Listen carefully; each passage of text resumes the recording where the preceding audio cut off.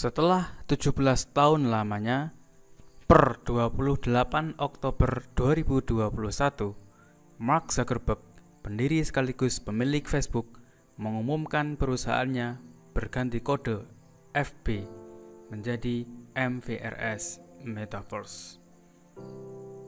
Mark Zuckerberg mengatakan perubahan nama perusahaan induk yang juga menaungi Instagram dan WA itu merupakan bagian dari rebranding perusahaan.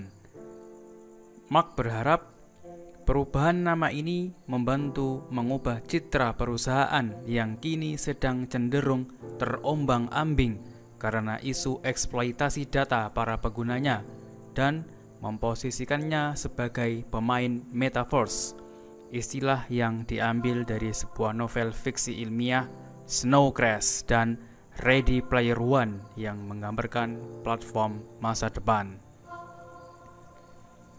Lalu, apa itu metaverse? Mengapa akhir-akhir ini metaverse menjadi trending topik di mana-mana? Tonton video ini hingga selesai ya.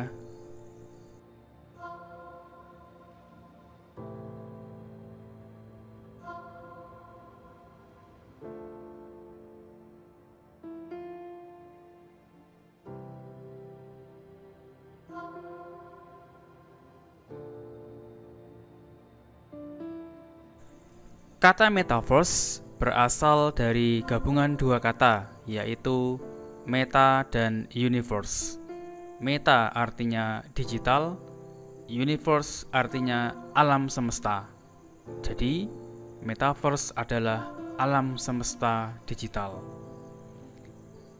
Istilah metaverse dikenalkan pertama kali dalam novel berjudul Snow Crash yang ditulis oleh Neil Stephenson tahun 92. Di novel tersebut, manusia diceritakan dapat menikmati dunia virtual yang berbeda dengan dunia nyata. Intinya, dengan bantuan perangkat seperti VR, Magic Glove, dan controller, kita akan dibawa ke dalam dunia virtual 3 dimensi. Hal ini membuat kita seolah-olah meninggalkan dunia nyata dan masuk ke dalam dunia mimpi.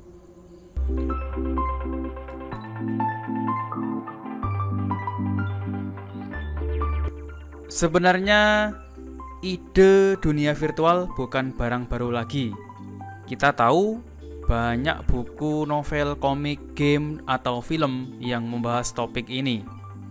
Bagi para generasi sesepuh, tentu masih ingat karya spektakuler dari pengarang novel sekaligus perintis genre fiksi ilmiah Jules Verne, lahir di Nantes, Prancis 5 Februari tahun 828. Buku-bukunya yang futuristik tentang petualangan yang tidak terbayangkan orang awam, antara lain The World in 80 Days and Journey to the Center of the Earth.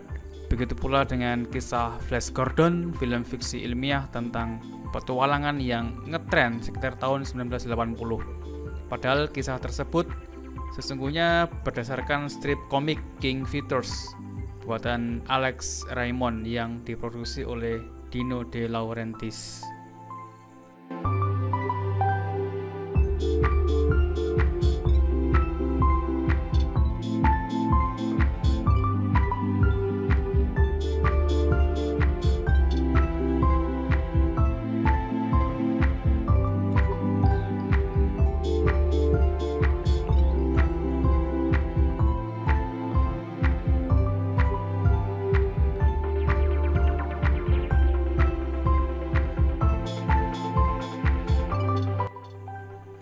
Bagi generasi 90-an sepertiku yang kebanyakan adalah sufi, artinya suka film maksudnya, tak asing lagi dengan ide-ide metaverse.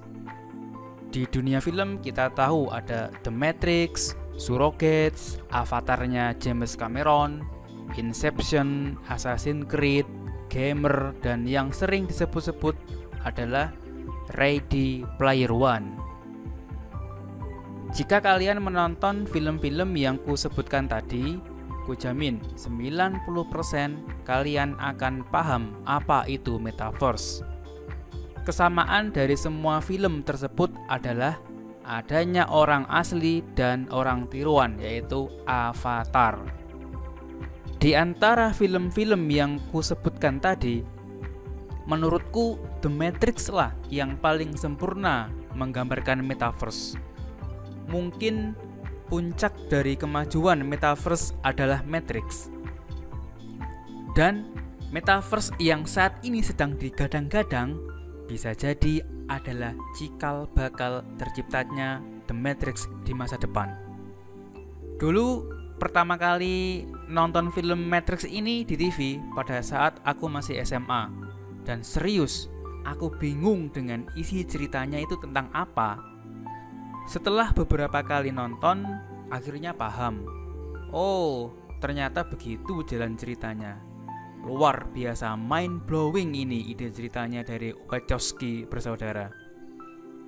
Diceritakan dalam film The Matrix, Neo dalam dunia nyata memiliki avatar dalam dunia digital bernama Thomas Anderson.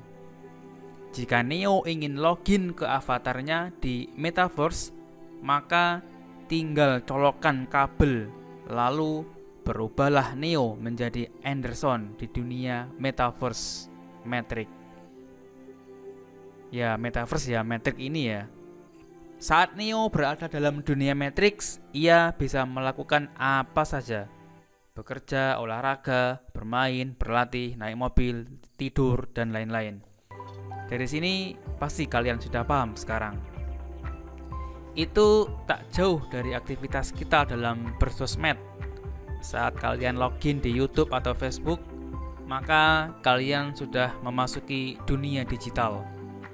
Setelah login ke Facebook, kalian bisa memakai avatar sesuai selera kalian. Kurang lebih begitu penjelasan sederhananya. Lalu, kapan teknologi metaverse ini bisa kita nikmati? Menurutku sih paling cepat adalah 6 tahun lagi. Kok lama ya? Karena untuk membangun platform yang begitu kompleks tersebut harus melibatkan banyak pihak dan multidisiplin ilmu. Anggap saja dari sisi teknologinya saja, perlu melibatkan banyak vendor, mulai dari hardware dan software hingga infrastruktur jaringannya yang harus super kenceng. Berikut ini sedikit teknologi yang harus terlibat untuk menciptakan metaverse.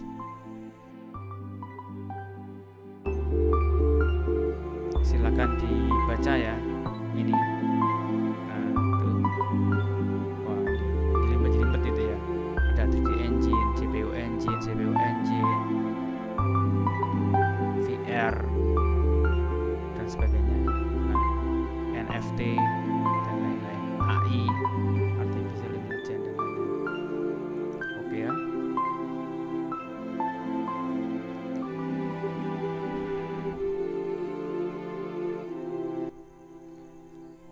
Teknologi ini nantinya akan menjadi tulang punggung metaverse yang jauh lebih maju dibanding media sosial yang ada dalam naungan mereka saat ini. Beberapa perusahaan teknologi seperti Cisco dan IBM sebenarnya sudah mulai mengembangkan konsep seperti ini sejak dekade yang lalu.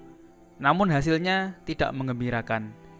Kini dengan kecanggihan peralatan elektronik dan kecepatan jaringan internet yang tersedia, metaverse memiliki peluang besar untuk berhasil. Saking canggihnya, banyak pengamat teknologi yang memperkirakan bahwa metaverse akan menjadi era baru dari teknologi internet.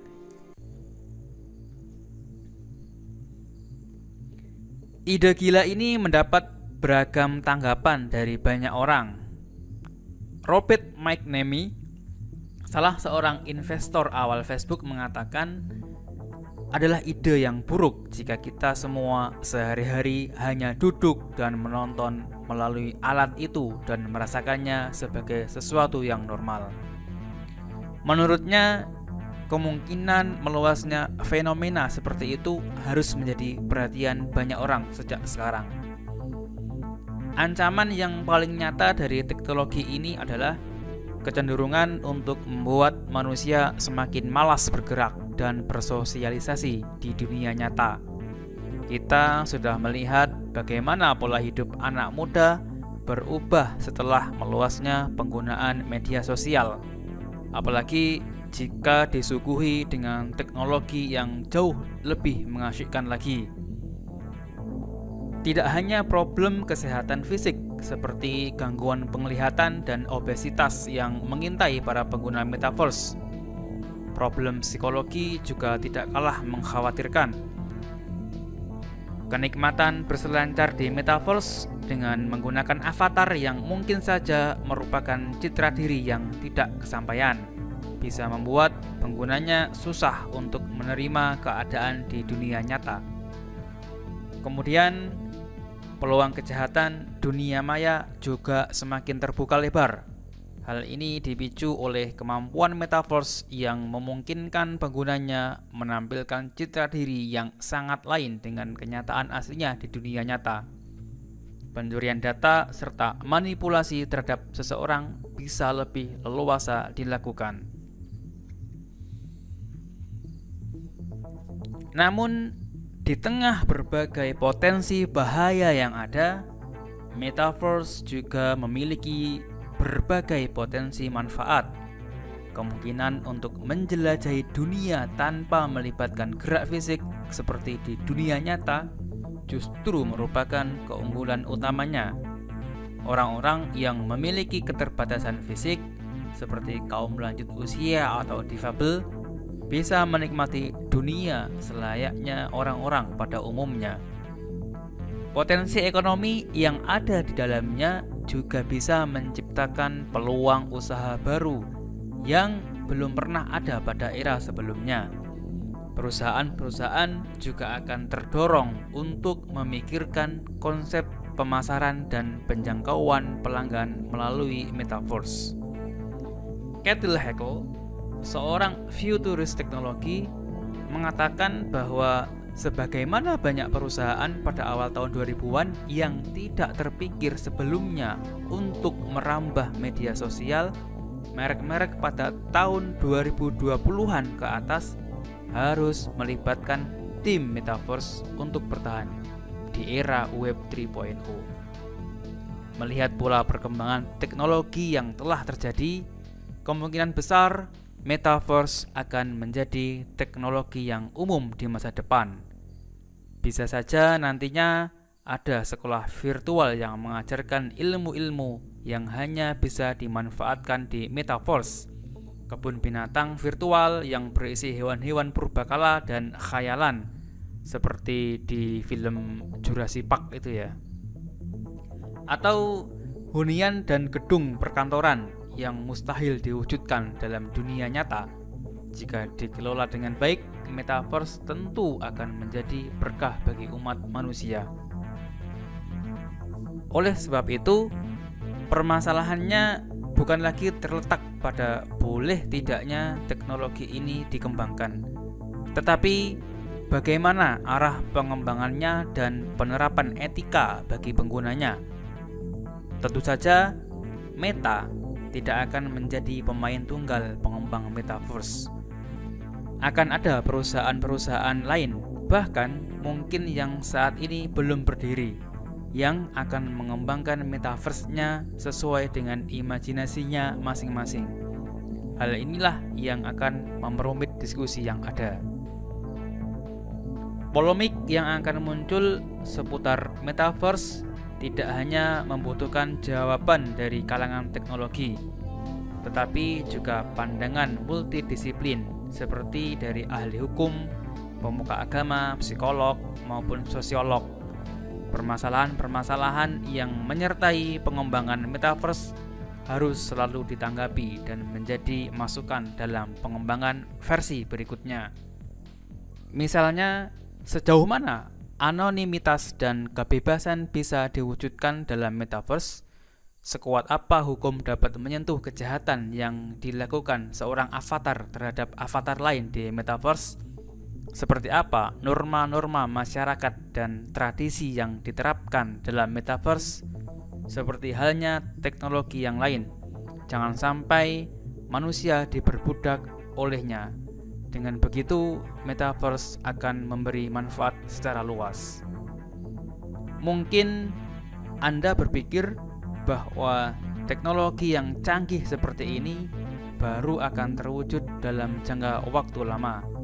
Namun, Mark Zuckerberg memperkirakan bahwa metaverse akan menjadi hal yang umum dalam waktu 5-10 tahun ke depan saja. Bersiap-siaplah memasuki era dunia imajinasi tanpa batas. Kalau boleh berpendapat, sebenarnya saat ini kita sudah berada dalam dunia metaverse, namun metaverse versi primitif. Sewaktu-waktu kita bisa login ke akun sosmed kita dan menjadi avatar favorit kita. Dalam dunia bisnis pun kita sudah memasuki dunia metaverse. Bayangkan, tinggal login dan klik, tahu-tahu makanan datang.